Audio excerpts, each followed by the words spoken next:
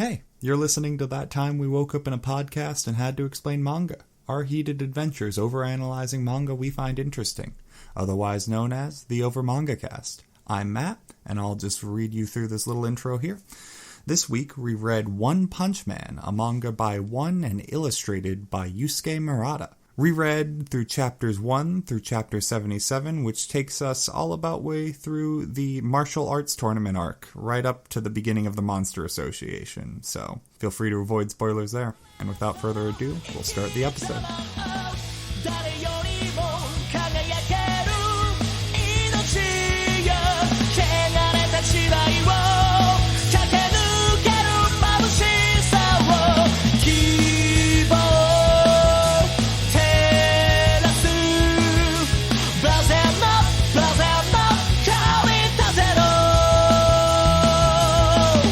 Hey, I'm Matt. My experience with One Punch Man is I am a monthly reader currently. I am caught up to the latest chapter, and this was entirely a reread for me. All right, I'll go next. My name is Sam. Years ago, I only watched Season 1.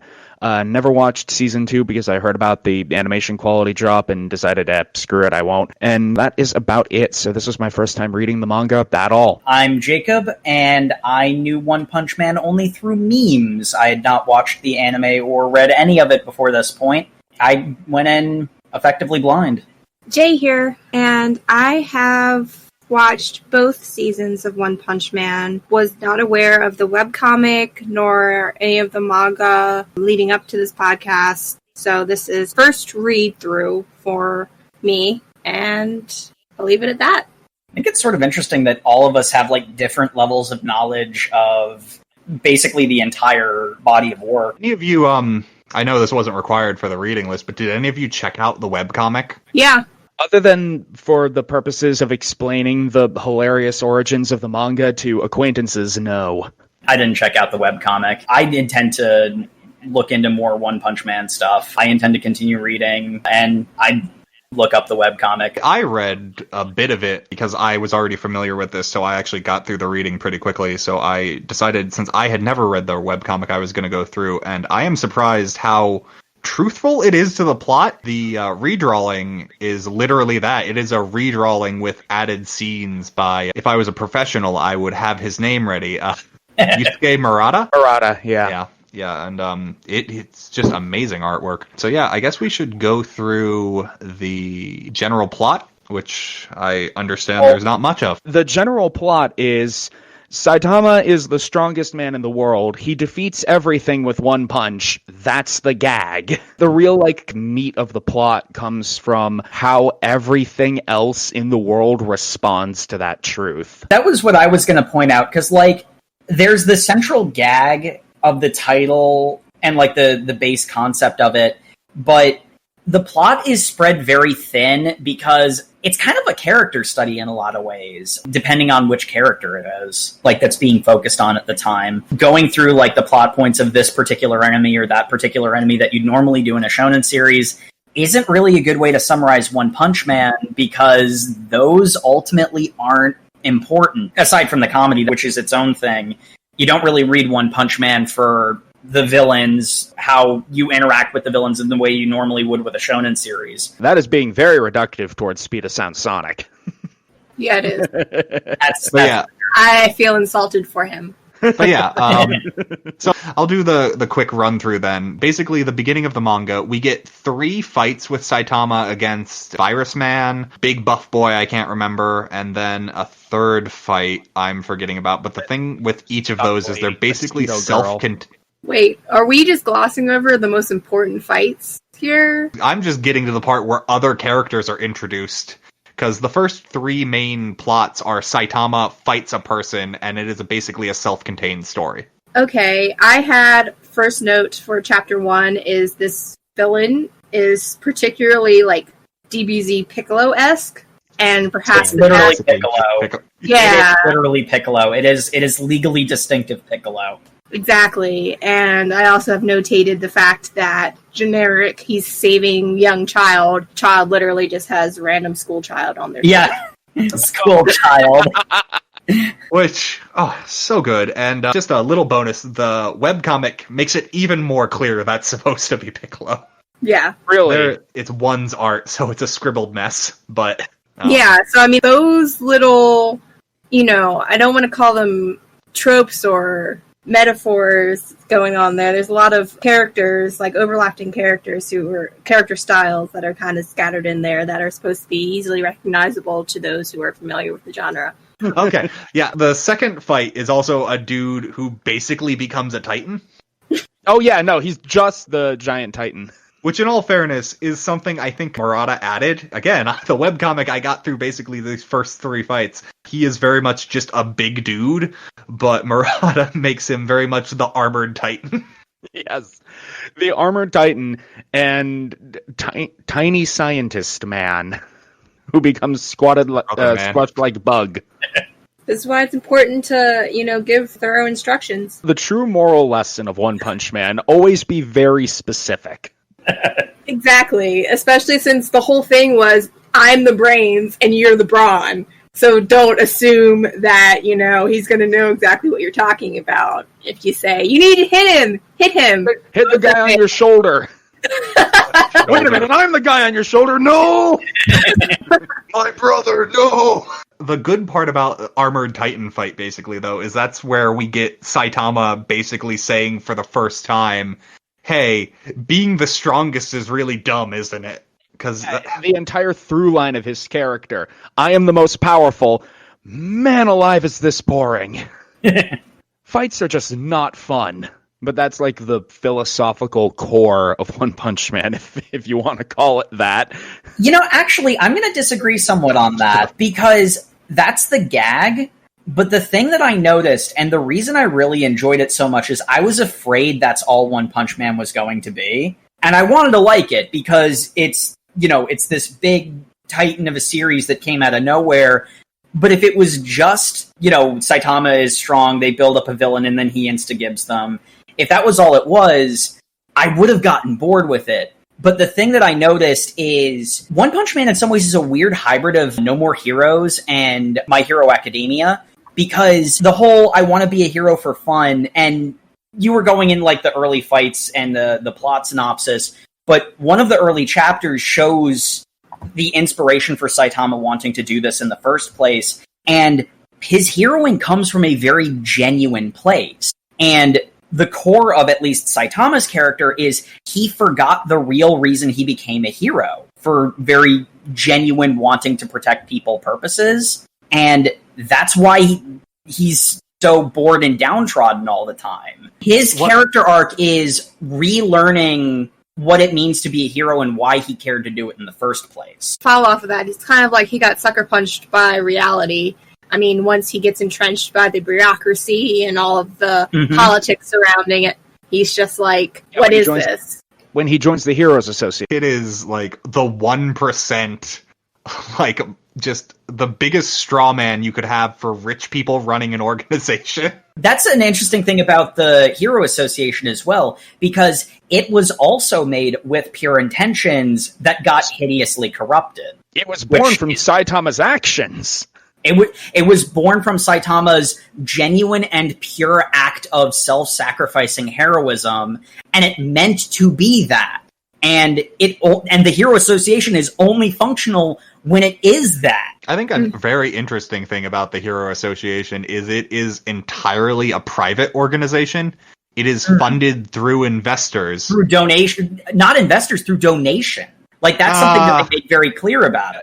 It is donation. I think they're called donations, but if you this is skipping ahead to it's implied that later on that they're donations/taxes. The donations come from wealthy individuals, but there is a lot of expectations that you keep the people donating to you happy. I don't know if maybe this is a little bit further ahead than... We did basically just skip the introduction of Genos to start talking about the Heroes Association. We don't care about Genos. What? I care about Genos. I care about Genos. I care about Genos. Manga clearly doesn't.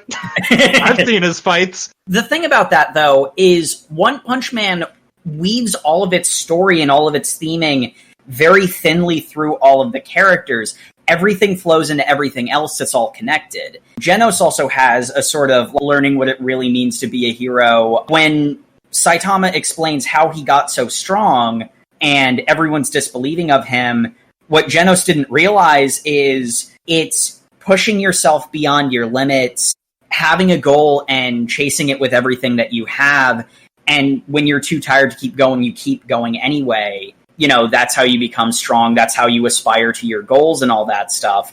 But, like, Saitama is so absurd that people just disregard that truth because there's got to be some trick to it. The typical shonen things that depict who matters doesn't matter in One Punch Man because Saitama will just punch it and it will go away.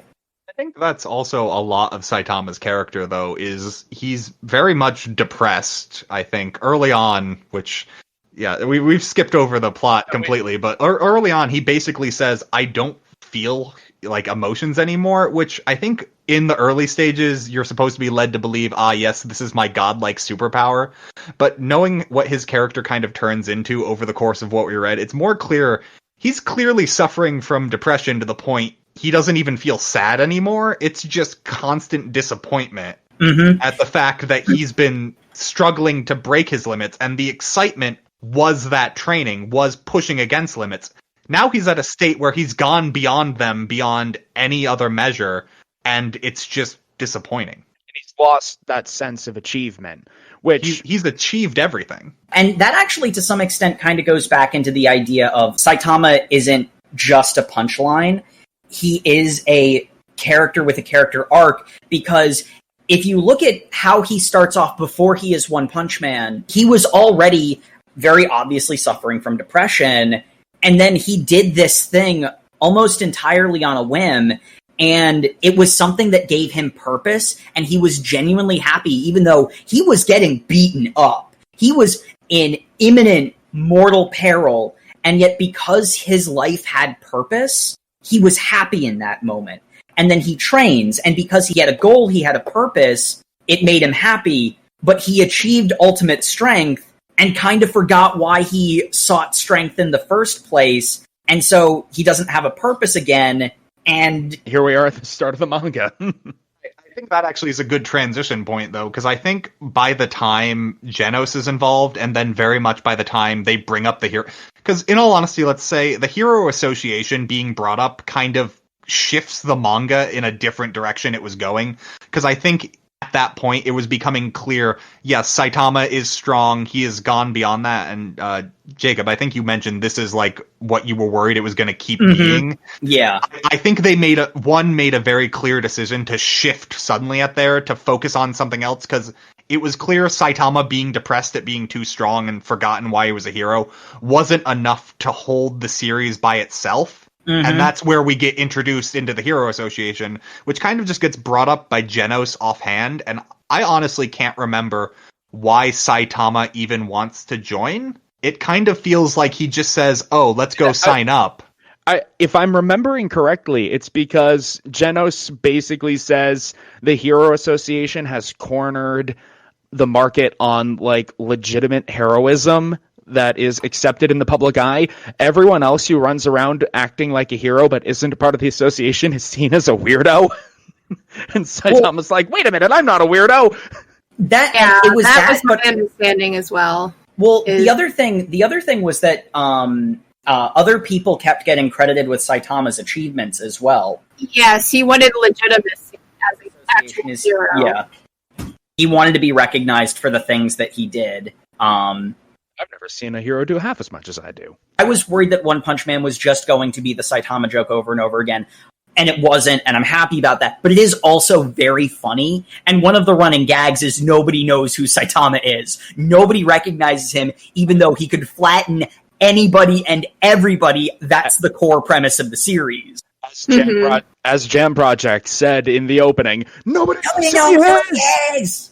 So I'd be remiss if we jump into talking about the Hero Association, because I realize we skipped over... over a lot. We skipped over... I can hear Jay reminding us, we skipped over a lot. The introduction she cares most about, which is Genos, who has at this point already decided to become Saitama's disciple, and there's a bunch of bald guys who don't want to work. I forget why. You are jumping around. You're jumping around a lot here. What am I missing, Jay? You take it away. Yeah. Steer us. Sure. So specifically, I'm talking about like chapters. I want to take us back to chapter 4, where it centers. No, this has to do with the underground people. The mole. We forgot the subterraneans. The subterraneans. You know, kind of the whole trope of, okay, we're going to have the mole people, we're going to have the inner earth people try to emerge and reclaim the world, kind of thing. And so it's built up to be this big, emergence of humanity as a disease, as a curse. The inner earth dwellers are trying to reclaim what's theirs, they don't really give too much reasoning as why they deserve it, only that they were supposedly there first, and now their population is expanded to the point where they need more, real estate. So that's why they're trying to reclaim the surface, and obviously humanity has got to go. Yeah, it's the mole people trope. Yeah, it's the mole people trope. It is a pure expression of it. Yeah. So I have a note here. There's an irony in that the mole people, the underground dwellers, tend to get rid of the surface dwellers to make room. That there's an irony here in that previous chapters, the Piccolo-esque villain once views humanity as a disease that needs cleansing, that the earth needs to heal, and that they need to be vanquished, what have you. And now, once again, humanity is seen as, being invasive and impeding on the natural order of things. Inner Earth dwellers were here first, and so therefore their existence, supersedes humanity's existence, and humanity is nothing but, a blight to be wiped out. Humanity as metaphor for disease of planet Earth. Yeah, so that's a common trope throughout the early chapters, I want to say, within the first, I think most Earthborn threats phrase things that way. Monsters as a whole all say, humans are a disease against the Earth. That's a very common line from monsters in this series.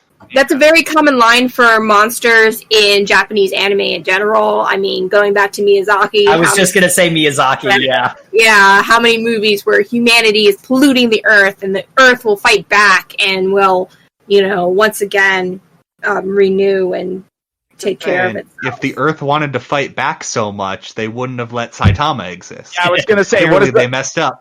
In this metaphor, what does that make Saitama?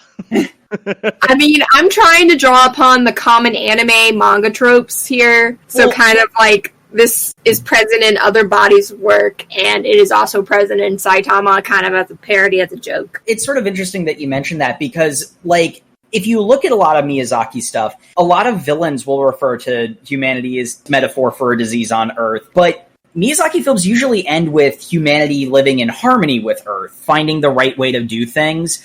And, the monsters are obviously evil and wrong for wanton violence and destruction. They enjoy causing pain. You never get the Miyazaki movie of the sides coming together or anything like that because Saitama just annihilates them before they have the chance. Yep.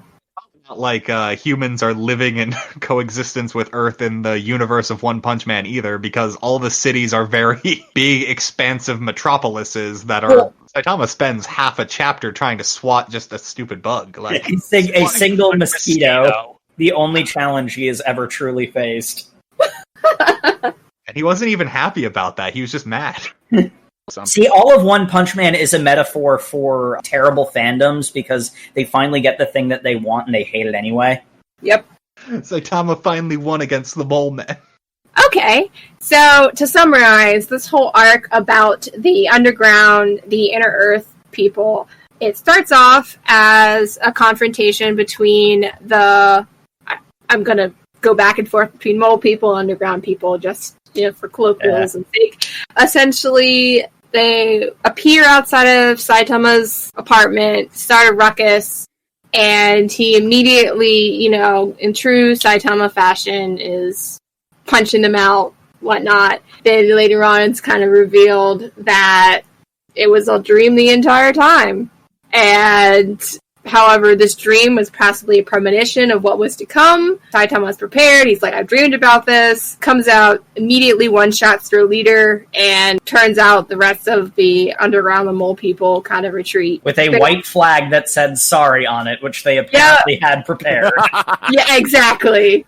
So, not too much, build up here. But I thought it was kind of interesting in the fact that, we were building up a whole retaking of the surface world kind of trope of humanity needs to be wiped out, humanity is a disease, humanity is a plague, and then their first attempt, their first shot was immediately, just joking, guys, please don't kill us. It's funny because that through line of, humanity is weak and needs to either be eradicated or improved upon or whatever is a through line throughout the entire thing, but its focus shifts slightly with each subsequent main arc villain. I believe it's right after the Subterraneans where we go into the House of Evolution. I totally forgot that arc happened. Technically, yes, because the mosquito is part of the House of Evolution. Oh, it's the gorilla. How could you forget that?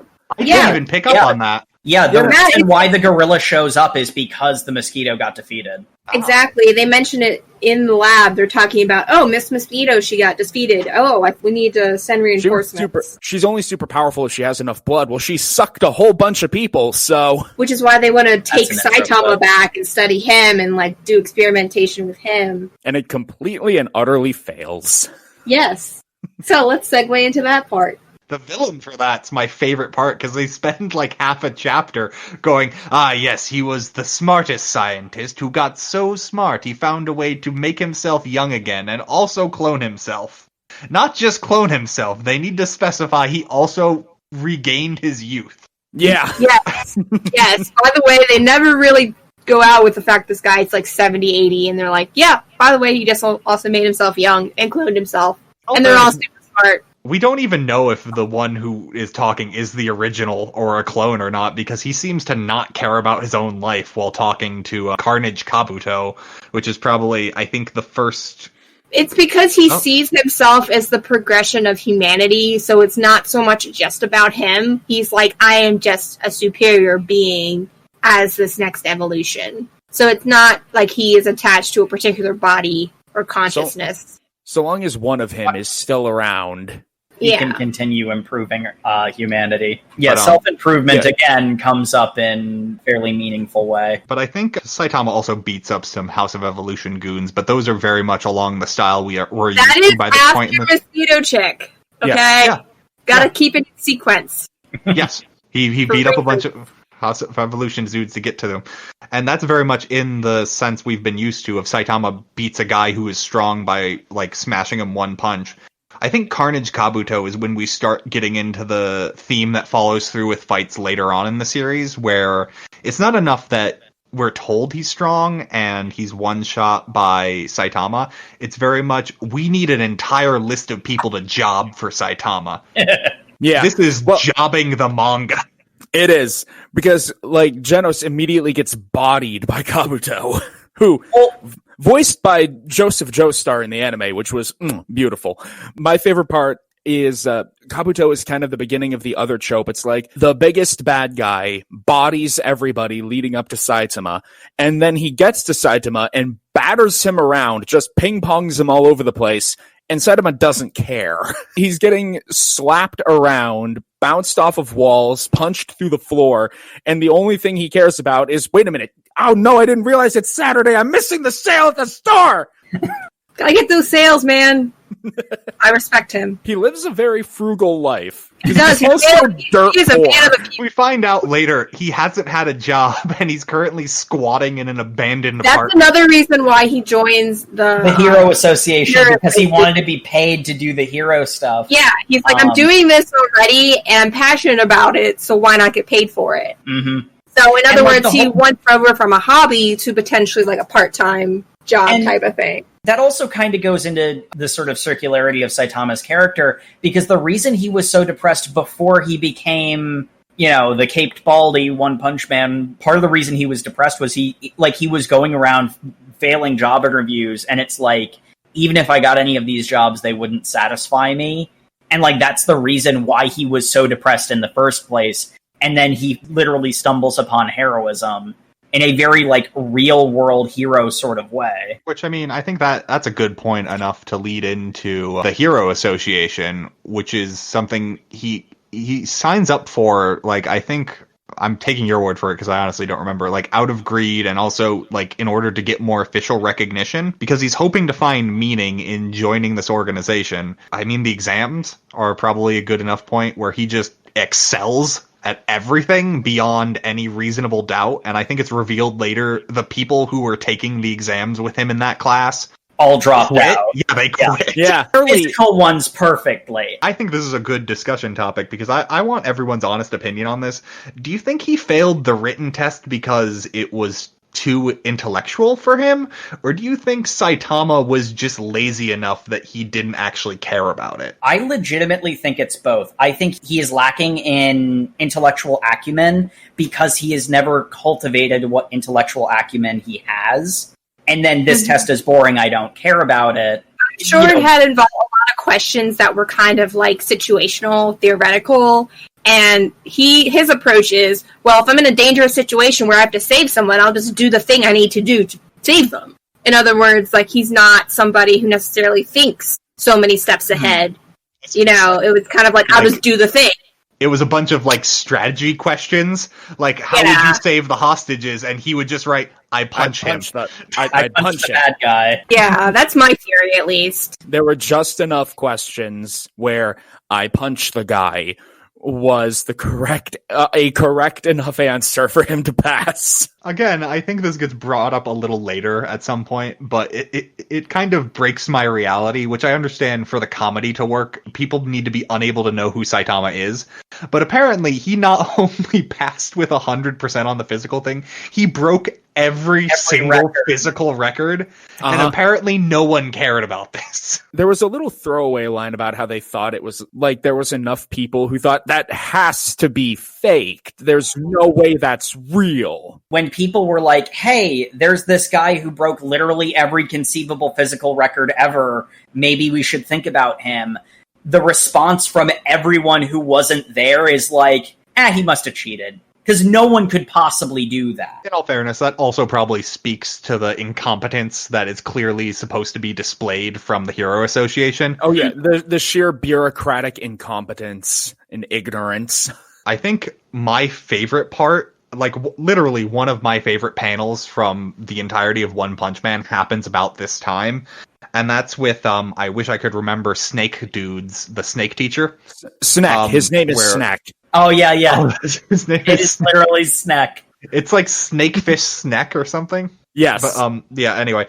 So basically, he's been told that Saitama, even though he's not, like, anything meaningful, like, he does not want Saitama to... Because he was the proctor of the written exam. And he's basically told, oh, hey, this guy passed all his physical exams with, like, flying colors. He might surpass you. And he's just like, oh, well, I can't let this happen. We crush rookies in the hero business, which, again, is probably our first, like, light into, oh, the Hero Association's also full of a bunch of jobbers who are terrible. It's equal parts, like, high school popularity list and a frat.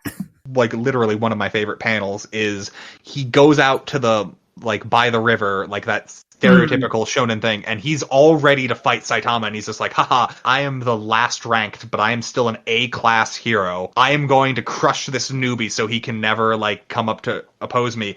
And this is clearly, like, the most important thing of his career. Saitama is just walking home.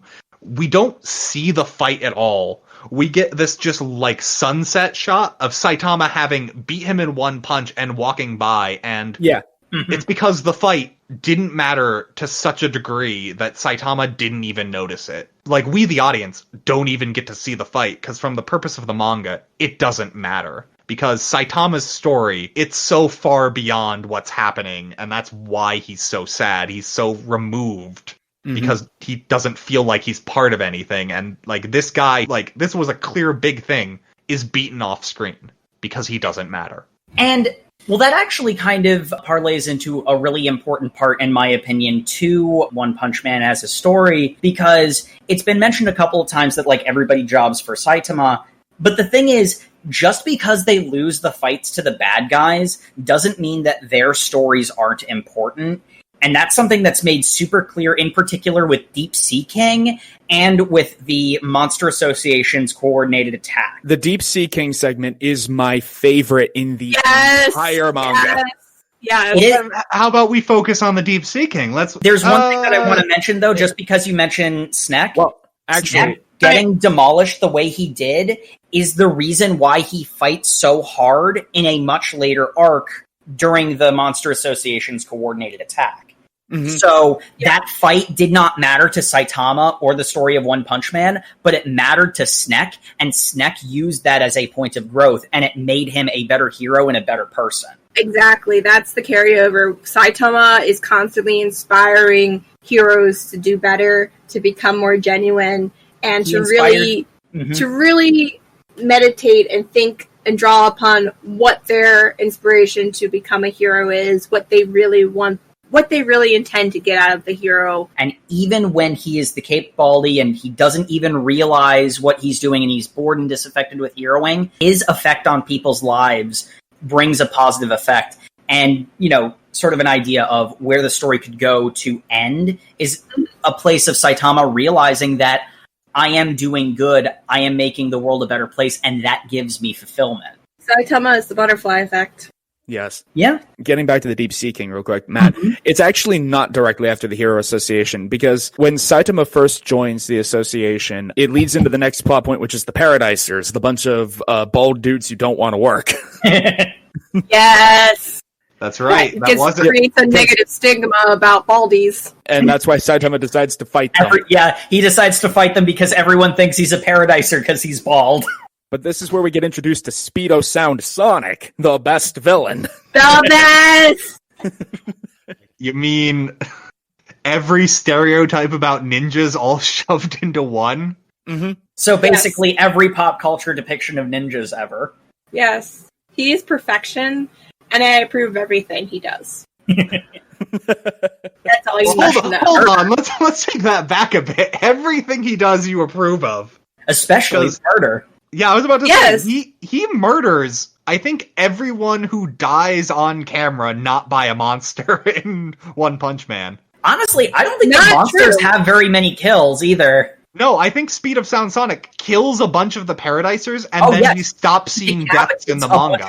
Yeah, he decapitates several of the Paradisers. I think all but their leader, who fakes his death. Yeah, because the leader was killed by... Refresh my memory. The leader didn't die. No, the leader didn't die. He got hit in the back of the head by a shuriken, but he makes a comment about how his skull is extra thick. Yes, and he fakes his death because, one of Gino's... What? God damn it. What was that? Thick. Extra. Stop. Extra thick. No! I would categorize Speed of Sound Sonic as... I mean, obviously he's more in the position of a villain, but I almost want to say, they write him to be sympathetic in spite of how unapologetically evil he is. But is he evil? He's not really doing a job. Yeah, he was for hire by the elite. His job is to murder people for money, regardless of the other people's moral standing. You're right. He doesn't murder people. But that doesn't make him a villain, though. You could argue that he does evil deeds. I'm not arguing that. I'm saying, but is he, in this context of the story, a villain? He's not a monster. He's just a guy who is... He is 100% definitely a sociopath. Because he does not care about human life. He's a villain. He's a guy for hire. Yes. But he's not... I wouldn't put him in the same category as a monster or quote-unquote a villain. Jacob, I don't think you're going to get to talk her out of husbando worshipping Speed of Sound Sonic. You might want to move on to a more winnable fight. We need to pick a different battle. Excuse me? She hated I just want you to know he's perfect and nothing is wrong with him. I could fix him. Just here we go. We totally misplaced the Paradisers. That happened before the Hero Association, because when he refights Speed of Sound Sonic is right after he passes it. Yeah. Because he's looking for a villain to fight, and he runs into Speed of Sound Sonic, and he's like, he counts as a villain. And then we meet... He gets confused for a Paradiser, so he asks Geno's why no one recognizes him. Then Genos tells him, if you are not in the Hero Association, nobody knows who you are. So he's like, hey, let's join the Hero Association. He does that. And then there's the thing about how you have to do certain number of heroic deeds a week to be a hero.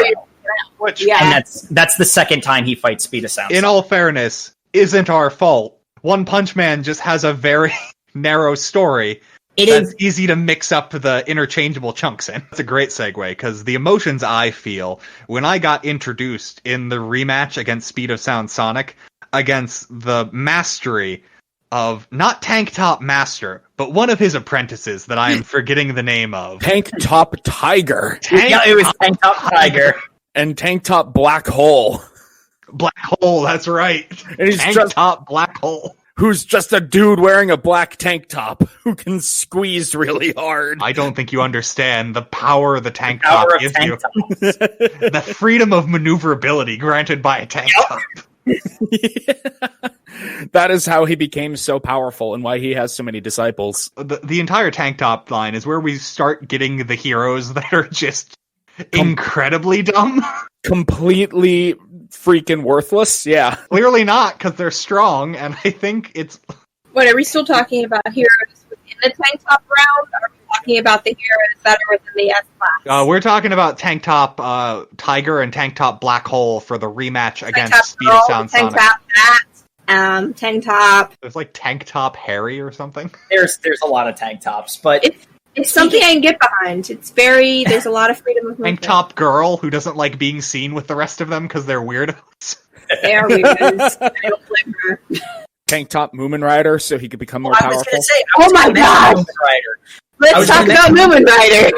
Because wholesome hero. Moomin Rider is such a pivotal character to the story in the same way Snek is, because, and this goes into Deep Sea King, where he's just a dude. He's putting himself on the line for the right reasons because he was inspired by the things that Saitama did. Excuse me, Jacob. He is not just a dude. I'll have you know he owns a bicycle. Yes. I will say... The mighty licenseless rider! Yes! That was a thing that I wanted to mention this, because having the annotation for English-speaking American readers who don't necessarily know a lot about Japanese culture, mentioning that Moomin is someone without a license, that was appreciated. If you are reading One Punch Man, you know Moomin Rider is a reference to Kamen Rider.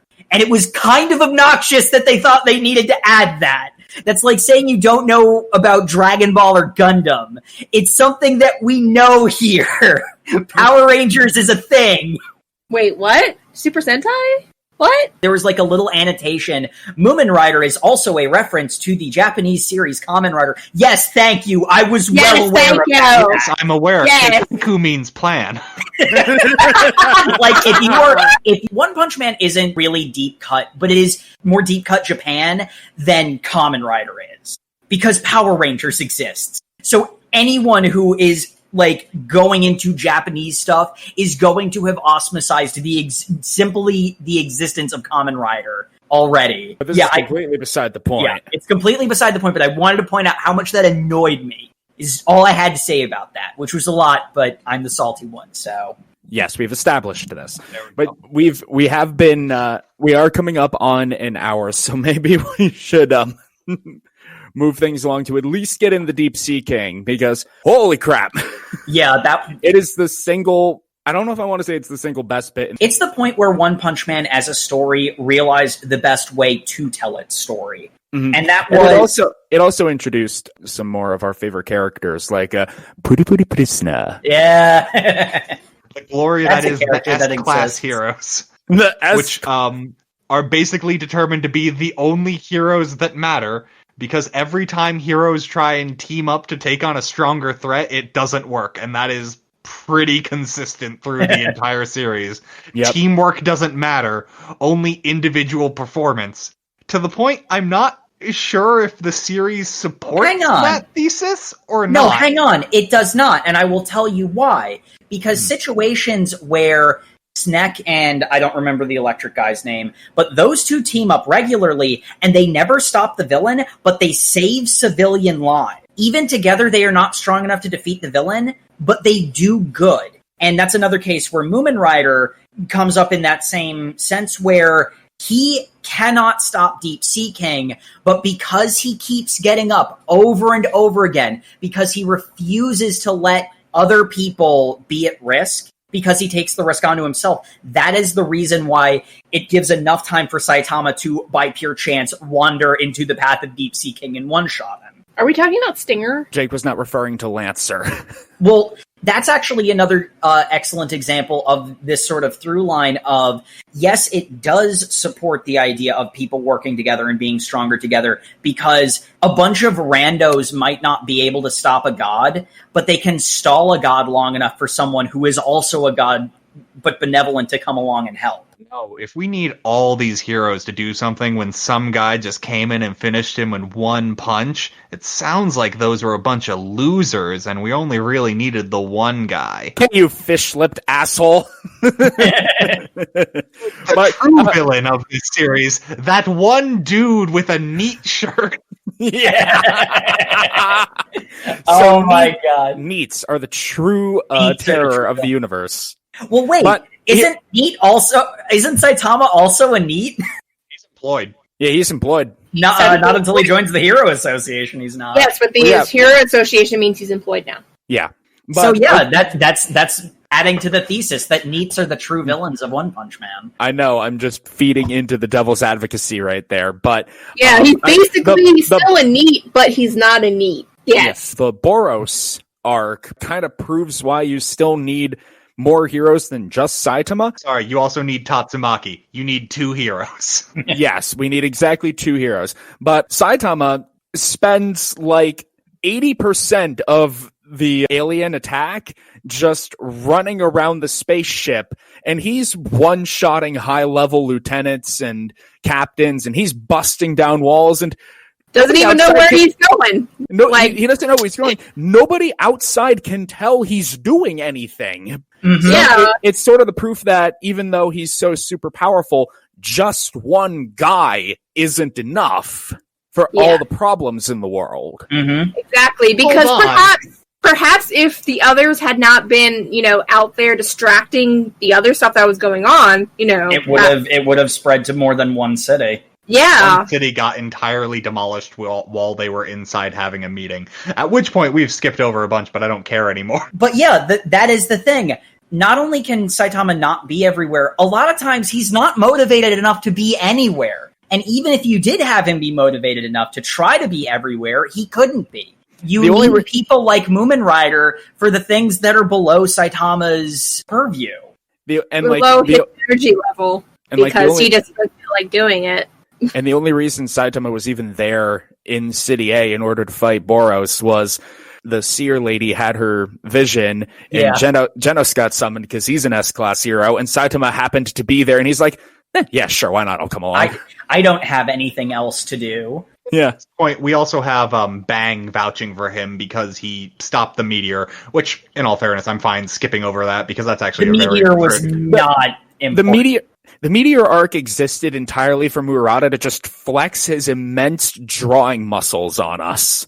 Well, I'm impressed. There was one chapter that was literally just, it starts in Saitama's apartment, then it goes to outside Saitama's apartment, then it's a city shot, then it's a further away city shot, ad infinitum until it's the meteor out in space. And it's like, okay. I don't regret reading, I didn't even read it, I looked at it. I don't regret looking at this sequence of pictures, but it is not relevant. I'm wondering how much of the webcomic that encompassed, because the entire meteor arc feels like the manga's stalling for time, which is why I don't care that we skipped it and we should focus on Boros. Yeah, we should focus on Boros, because Boros continues the theme I mentioned with Carnage Kabuto of there's not even anybody to really job for Saitama with Boros himself. Boros jobs for Boros because it's like, here is my ultimate form, slaps around Saitama, oh fuck, that didn't do anything. Here is my actual ultimate form.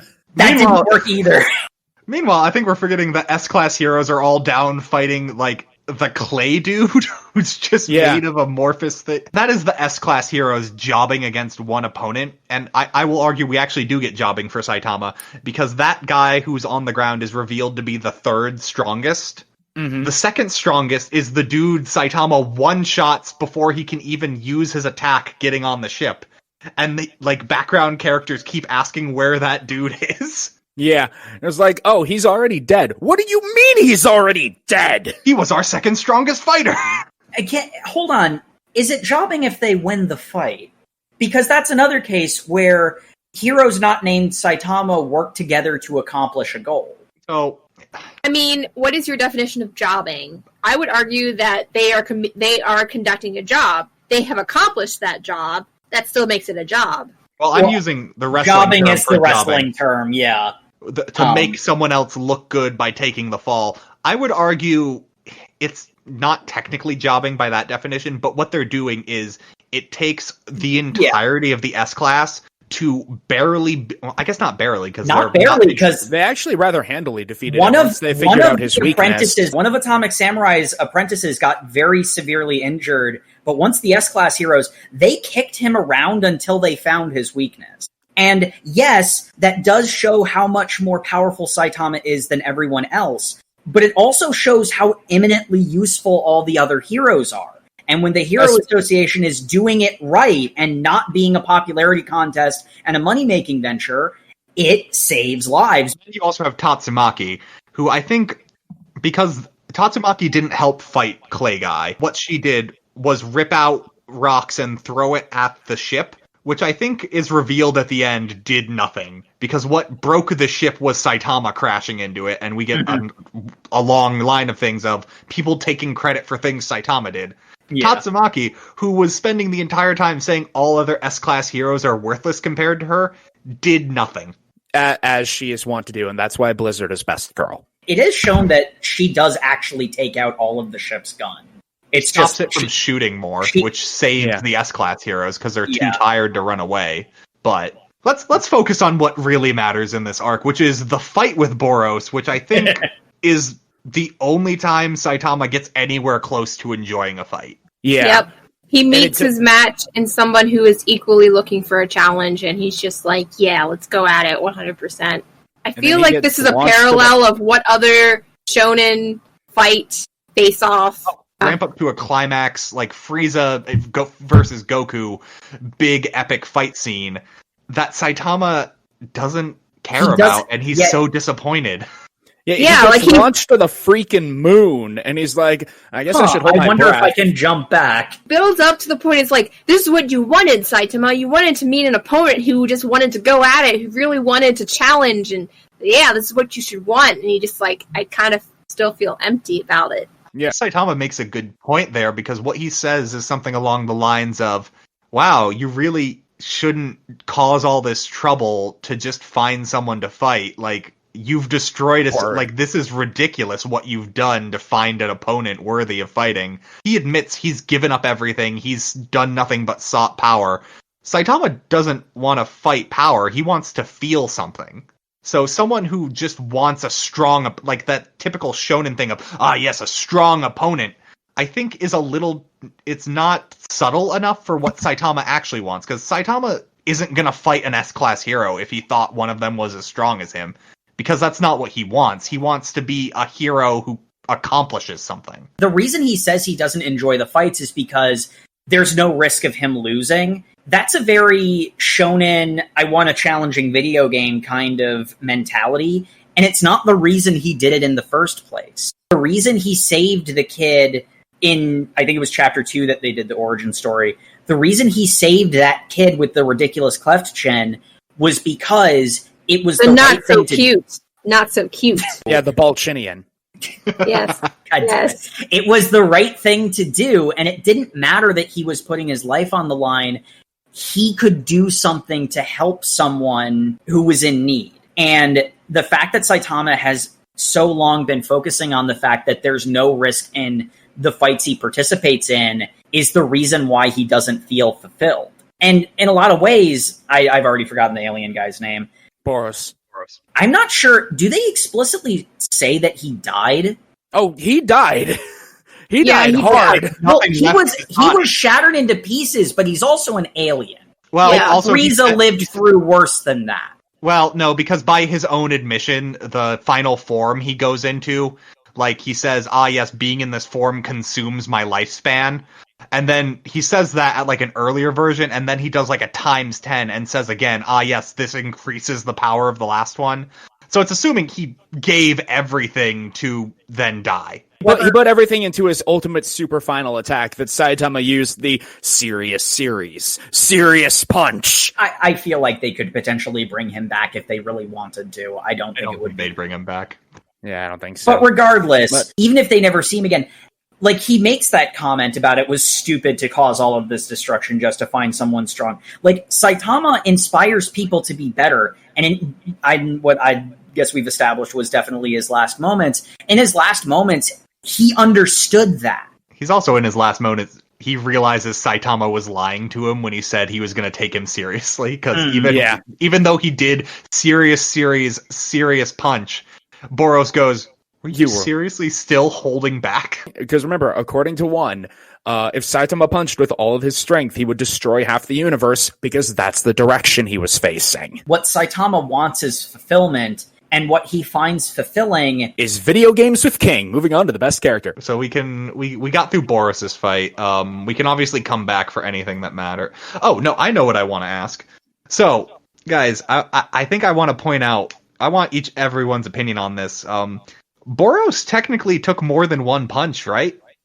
Actually, yeah. He took the consecutive normal punches attack, and then, healed through that one, and then it took the Serious series. Now, was that him, or was that the armor he was wearing? That was him, because, the first thing Saitama punches him, breaks the armor, then he takes the consecutive normal punches, then it's the Serious series. So it takes 3 attacks from Saitama to defeat Boros. Technically, consecutive normal punches is probably multiple punches. It's one attack because he's punching it at normal human strength with the speed of Saitama.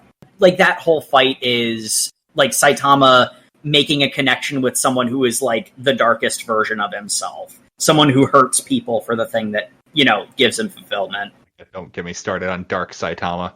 Jay sent me a fandom link of Dark Saitama, which that was...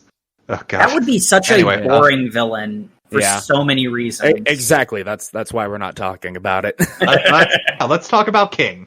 Best King. King Let's talk about King. Yes, King is great. So we find out that King is S-Class Hero rank 2? No, 1. No, 2. He's 1. Yeah, he's rank 1. He is rank 1. He's definitely not rank 1. No, he's not rank 1. No, right. Rank 1 is last. Rank 1 is a guy we haven't seen yet far as we've read. He is barely mentioned in what we've read, but yeah. I think he's rank 6 or something. King is actually pretty lower ranked. It's just everyone thinks he's the strongest man because that's what his title is. And he obviously isn't higher ranked because he always is saying, I don't want to do that job. Yeah. And the Hero Association turns to him because he's the strongest man. Because we find out King has possibly a superpower in that he is unlucky enough to always wind up in places where Saitama is fighting a monster, ends up getting credit for it. He's the guy left standing there holding the metaphorical bag. If anything, I would say the anti-Saitama, because he has gotten everything Saitama wants. He doesn't want any of it, and he is very content with his life and happy, despite being in a situation he's not super thrilled about. He is kind of the NEET, because all he wants to do is sit inside and play his romance games. Kind of. He's a man after my own heart. Technically, he is a NEET because he's just receiving a check in the mail from the Hero Association. Yeah, from the Hero Association. Doing no work. He's getting his NEET bucks from the Heroes Association. So he can buy his Otome games. The dream, guys. That's the dream. I'm sad that he is ashamed of liking Otome games. Well, I mean, that's not... Truth, King. Own your truth, King. I mean, he's literally... But the setting-wise, he is in Japan, the home of Otome games. In Japan, it is still very much an undercover thing. It's still very shameful to, get those People Otome are allowed games. to like the things that they like. I'm just saying, even when I was buying my Otome crap, you get, as a foreigner, you still get the side eye. It's just oh, you're another weeb foreigner buying this crap. Giving a side eye to King, the strongest man in the world. He wears his hat and hoodies to disguise he himself wears a while hoodie. he's getting his Otome games. Yeah. And then that robot shows up and Genos gets in a super awesome fight with it while King hides in the bathroom. Do we see the end of that fight, or does that happen off screen? I don't know. I know Genos wins, but oh no, we do see the end of that fight. Yeah, they use Genos for action set pieces. The only other two times where there were like very shonen fights was Saitama's Dream of the Mole Men and his fight against the alien king against Boros. Boros. I keep thinking Duros because that's a species in Star Wars. But speaking of Genos action sequences and how amazing Murata's art is, I just want to say this.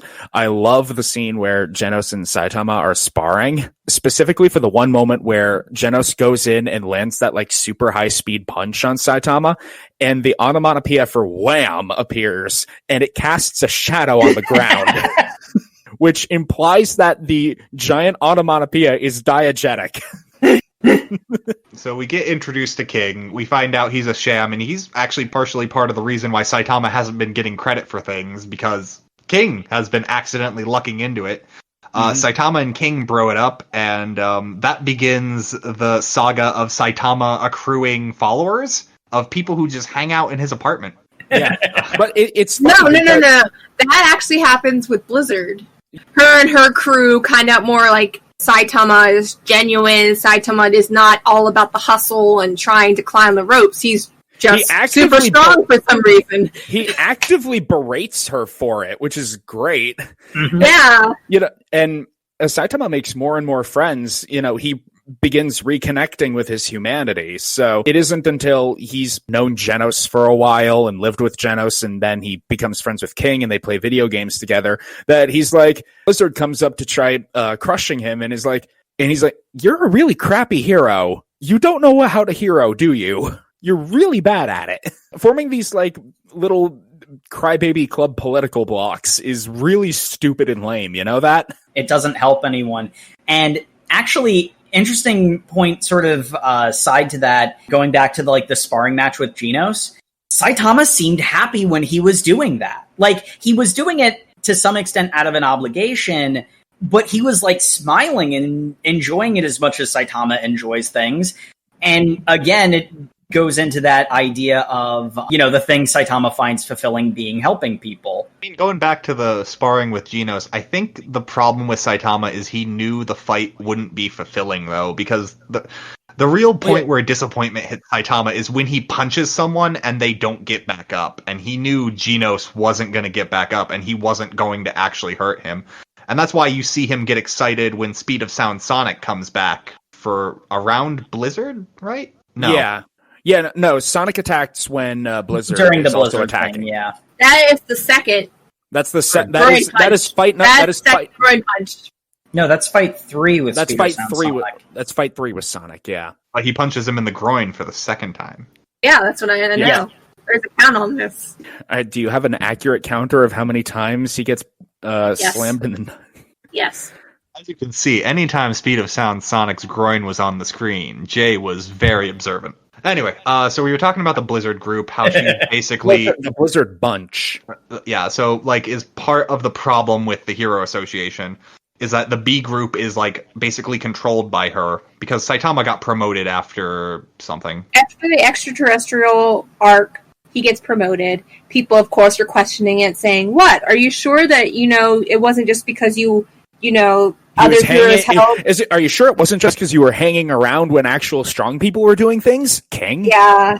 It irritates me so much, but I relate to it. So it also brings up the point we get over and over again is people afraid to put themselves out there and try, because the reason why she stays at B rank number 1 is because she knows she can never beat her sister, who's Tatsumaki, rank 2 of S class, but moreover than that, she knows she can never be rank 1 in A class. Does she actually think that, or do you think she is afraid? Because there's a theme here where a lot of heroes are afraid of pushing boundaries. In other words, she is content with having the control she has with B group. She has, a following. She has a gang.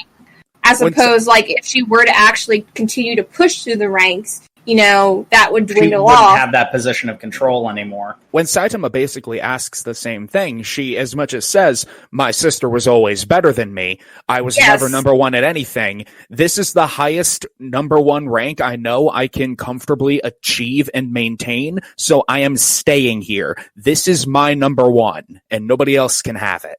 Says that she's afraid because it basically says she's afraid of losing the one thing that she found fulfilling. That doesn't mean that that's necessarily like the highest that she could attain. That's what I was going to say, that she does have higher potential than what she is tapping. Not to make another comparison to Hiroaka, but like that is one of the core themes of Hiroaka, is that you should continue pushing yourself. And One Punch Man isn't quite that shonen about it, but like not like falling into a trap of complacency, which Saitama is absolutely in himself. Blizzard's a very cohesive, expression of that. Mm-hmm. Then after Blizzard, we basically directly transition into Garo, if I remember correctly. Hero Hunter. The Hero Hunter. That's sort of happening at the same time as the big finale to that arc. There's kind of a lot of like one-shot adventures that happen, and in the background, Garo is slowly taking out heroes, and it's becoming more and more evident. And we get this great scene of why the Hero Association is incompetent. I actually think it happens directly after the extraterrestrial arc, because then it's when the Hero Association recognizes that there are some external threats. And they're saying, okay... And that they aren't enough. They aren't enough, so they call in all of the villains. Exactly. To say, hey, there's something we can't handle. Will you call a truce with us so that we can deal with the thing that would kill us all? And that's Garo's introduction, where he says, the thing that will kill you all, I'm glad you mentioned me. Yeah. Also, just gonna bring out why Speed of Sound Sonic is a psychopath. Garo didn't kill anybody. In that crowd of villains, he didn't kill anybody. He only hospitalizes people. Now, I do think one of the heroes kills people because he shoots like blue flame or something. And that incinerates a dude, if I remember correctly. The way One Punch Man handles violence is functionally identical to the way JoJo's handles violence. It only kills if they say it kills, otherwise you can get ripped to pieces and still be fucking fine in a week.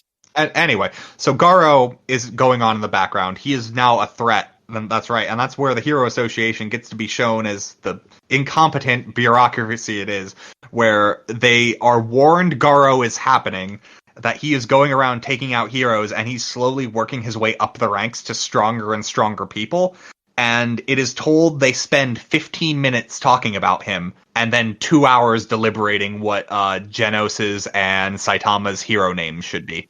Yep. And in that 2 hours, they decide on Demon Signborg and Caped Baldy. Yep. They spent so long on them. Yep. This is where we also start transitioning into the Monster Association segment. Because they're like, yeah, no, okay, fine, Garo's bad. We should put bodyguards on our investors. Which leads to the best boy, Metal Bat, getting into a fight with Garo, which is interrupted by giant centipedes. Multiple giant centipedes. Isn't there a junior centipede, and then there's a senior centipede, and then there's like an uber centipede or something? Increased centipede. There's not one, there is not two, there is at least three, and I'm pretty sure there was 4 at one point. And their backstory was a centipede gained like emotional or like empathy or something. Let's just go into it. All the monsters' backstories are stupid, to the point the manga itself makes fun of it. The first monster we see is a guy who ate too much crab, so he became a crab. Yes. That makes sense. You are what you eat, guys. In all fairness, the Monster Association arc is kind of where we start getting into a running theme, because this is definitely the longest arc we've read of all of them, and it kind of falls into a trap of...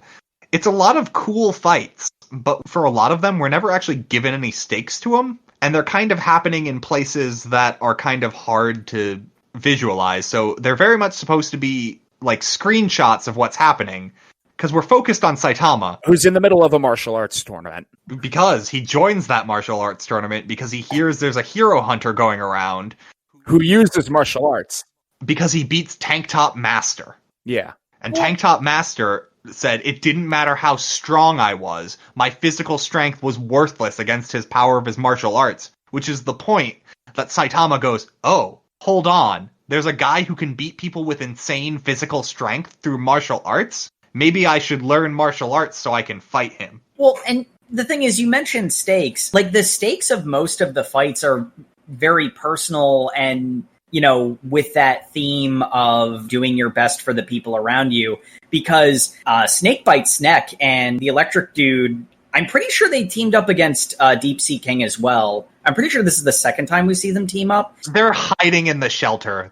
They were hiding in the shelter. When he came to the shelter, they immediately stood up and stood to fight. And it didn't matter that they got their asses kicked. They kept getting back up. And it happens again with the martial arts tournament. Does anyone remember that monster's name? The big guy who was like the previous champ?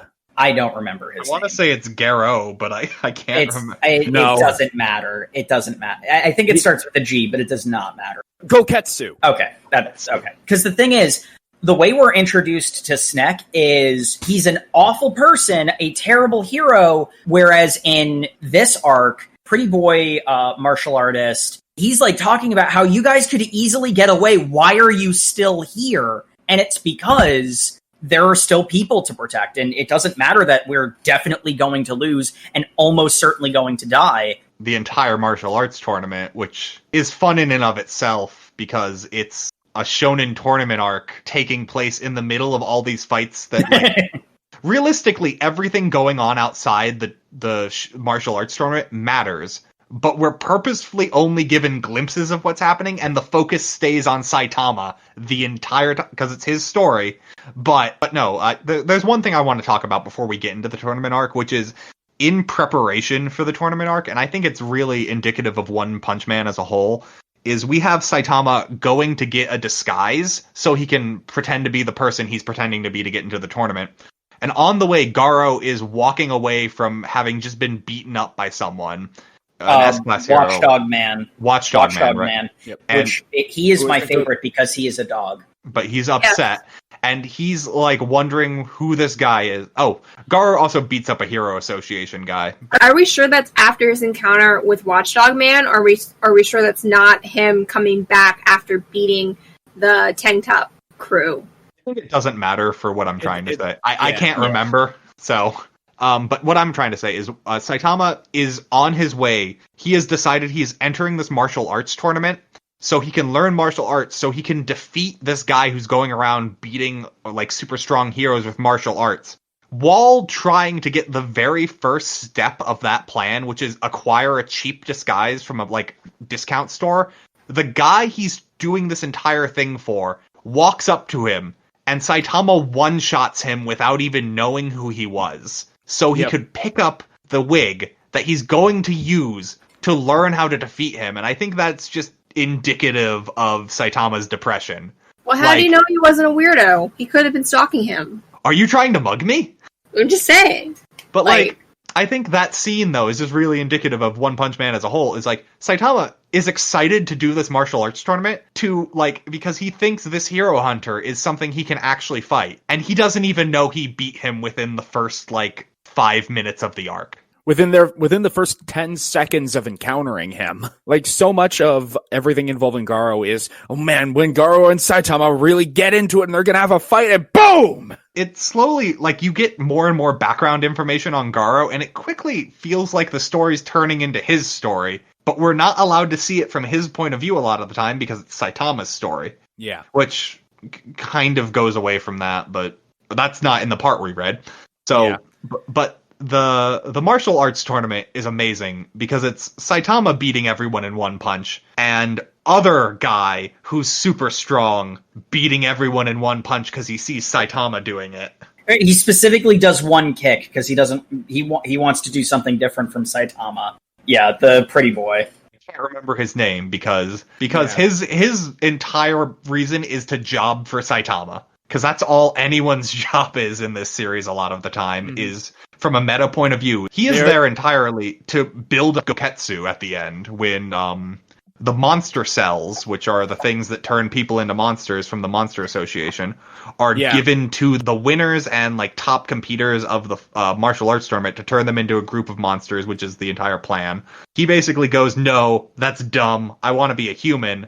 I want to be a hero like these cool... Well, he doesn't want to be a hero. He wants to be better than a hero. He thinks heroes are lame. Well, actually, no. He thinks heroes are lame at first, but then Snek and the electric dude, they start to change his mind. He sees them as somebody who does it strictly for the fame and strictly for the quote-unquote job. And then he says... Is what Snek started off as.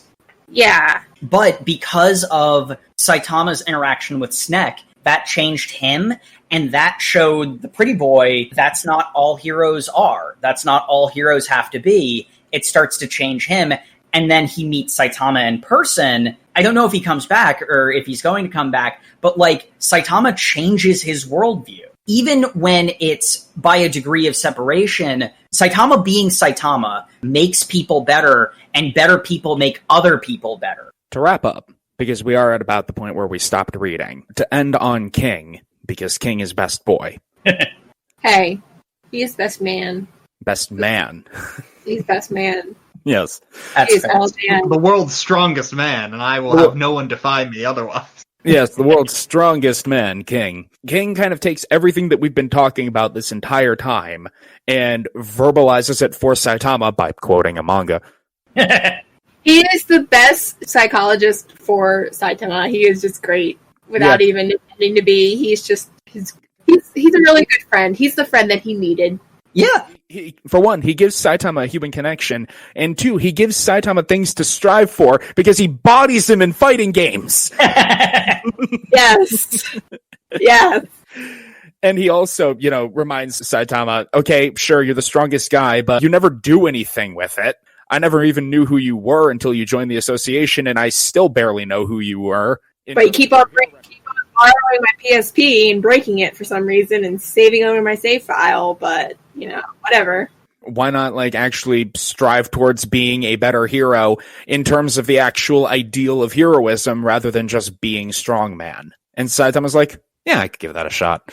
We end this arc how we began this arc, with Garo having just lost another fight, as he's been wont to do this time, sees King, recognizes him as an S-class hero, and knows King is very elusive and hard to track down, thinks this is his only time. And like every time anyone encounters King, his mind is racing with, he's not even putting up a guard. He must be willing to do any of a million different techniques, and he's prepared for all of them. And he rushes to make a surprise attack.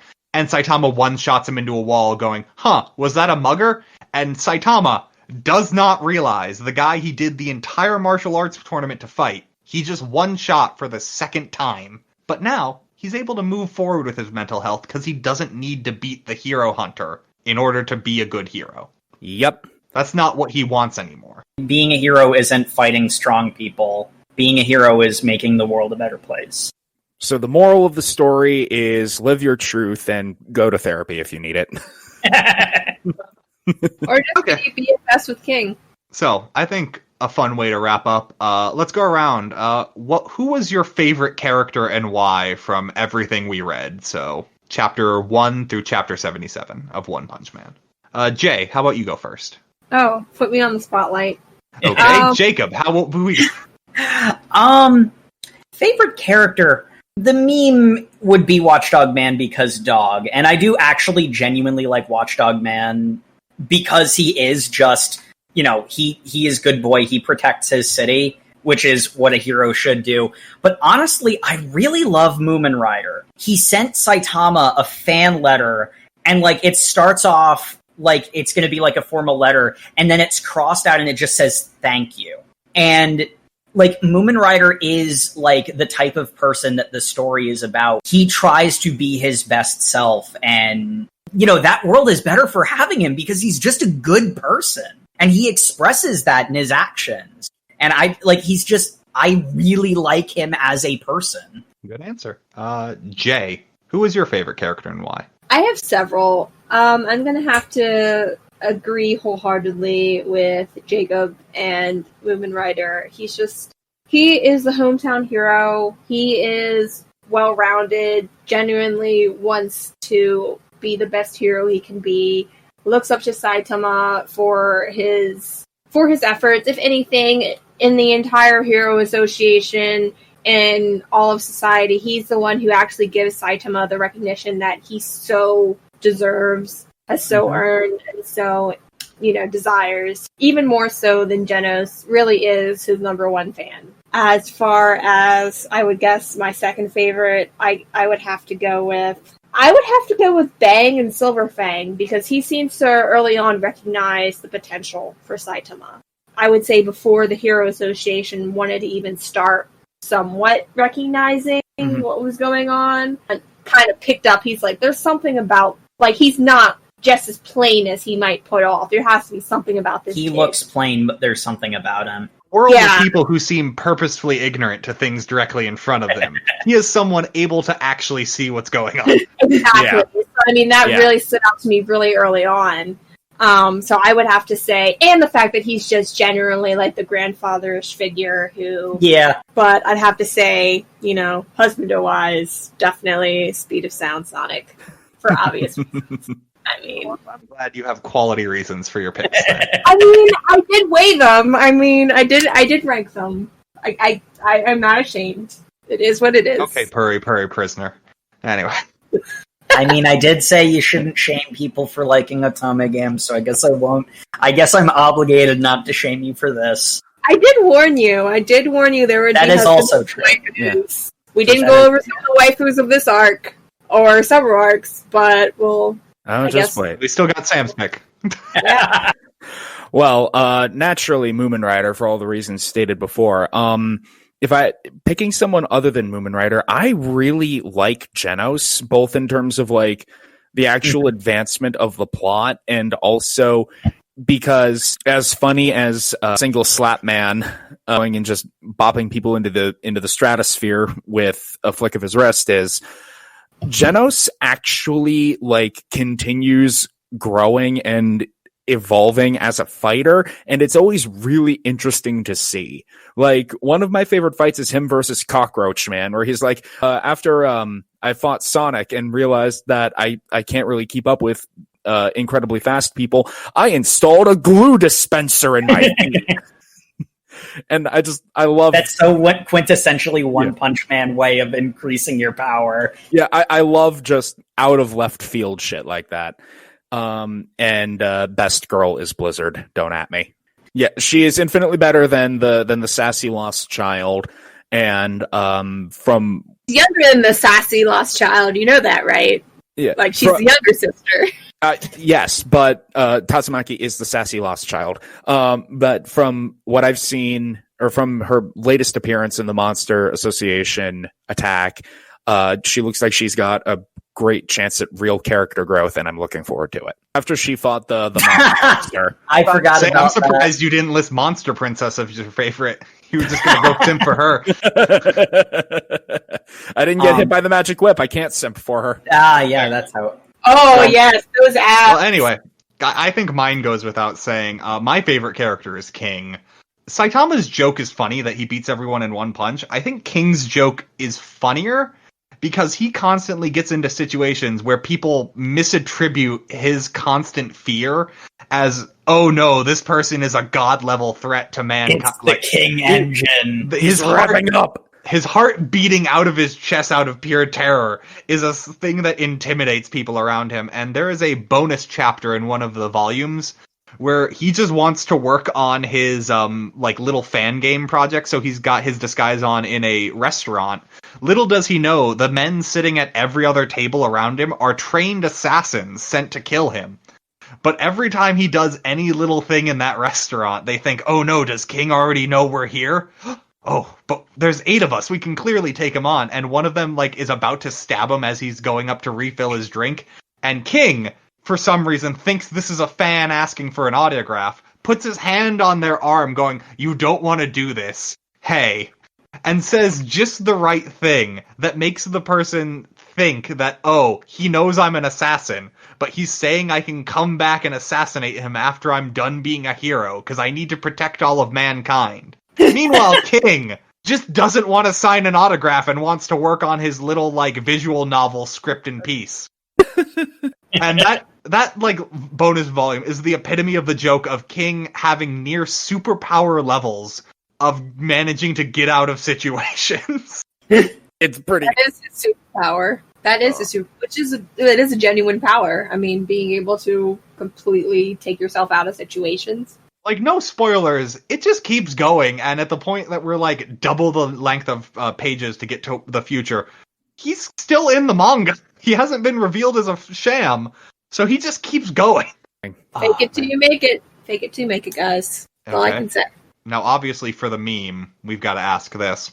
Who would win in a fight, Saitama or Goku? Oh my god! Saitama, why? Why that happened at a party? Good night, everybody! Sam, would you continue reading One Punch Man? Oh, 100%. I had to physically stop myself from not doing so in order to, not start talking about things after our, reading goal. Jay, would you continue reading One Punch Man? Absolutely. As I might have mentioned before, I actually had to, consciously try to remember what our cutoff was because it was very hard to stop. Jacob, would you continue reading One Punch Man? I very much intend to continue reading One Punch Man. The thing I had been concerned about was that it was going to be one played out joke, and it couldn't have been further from that, and I'd recommend other people read it. It's just a great series. And like I said, I keep up with this currently. So, I'll continue reading One Punch Man. Next week, we are going to start on My Hero Academia, or Boku no Hero Academia, or however you want to freaking say it, you damn weebs. And we are going to be going from chapter 1 to chapter 44, so to the end of the sports festival. So before they, fight Stain, which I love the Stain fights, so... We have to stop somewhere. We do have to stop somewhere. There's a lot of points in Hero Academia, but the next part's so good too. Wait, you're saying we're not going to read all 300 chapters of My Hero Academia before next week? All in 1 week! See you next week. Goodbye. See you later.